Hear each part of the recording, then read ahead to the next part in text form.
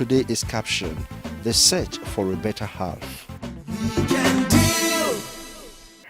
Okay, so we're going to start our conversation by letting NTA Channel 10 Lagos join the conversation. And we're talking about what a prenup is. What exactly is a prenup? Is it something we should be afraid of, or something that shows that the other couple, one part of the couple is not trusting of the other one? What exactly is it? Let NTA Channel 10 tell us more, and then we'll talk.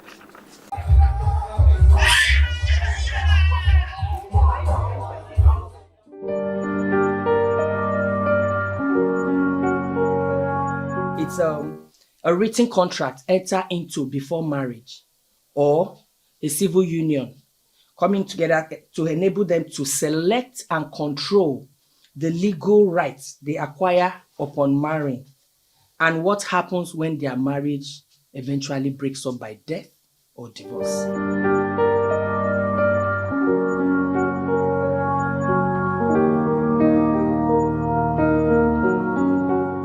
It's a very emotional topic for so many people because when they are thinking prenup, they're already thinking possibilities of the marriage ending.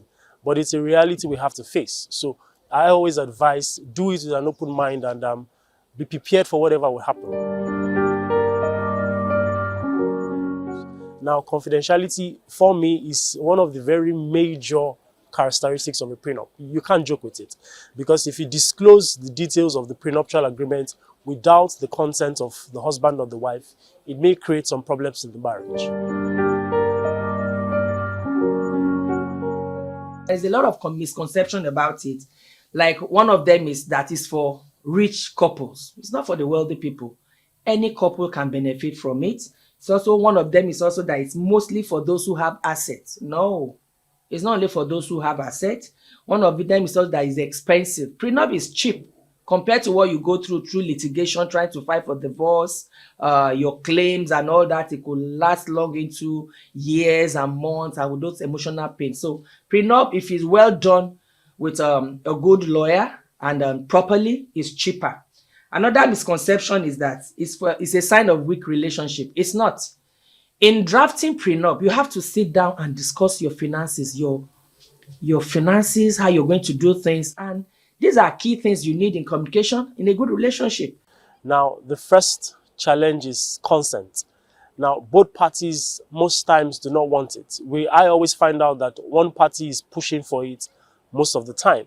Now, the second challenge I would say is the religious aspect of a prenuptial agreement. There is always a religious kickback.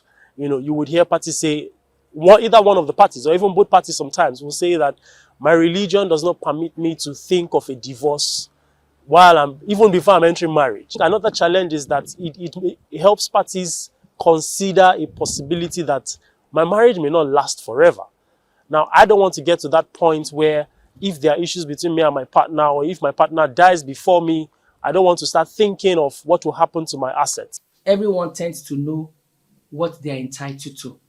So, and then it will help you even in the relationship to know what to do. You're not afraid of what if something happened, maybe a situation where somehow maybe another woman shows up, and then you're like, what is going to be the lot of me and my children? No. So there's financial clarity.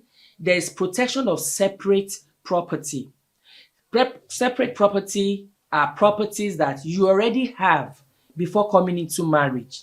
And then when you are drafting the prenup, you can decide to say, these are my family inheritance. These are businesses that are not coming into this marriage. It helps parties mutually decide what they want for their marriage.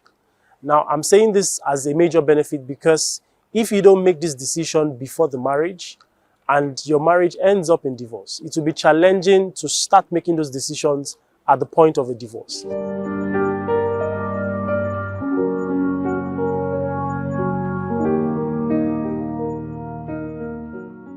Marriage is a big deal, but it can be a very good deal if you load your basket with values and virtues that will nourish your union.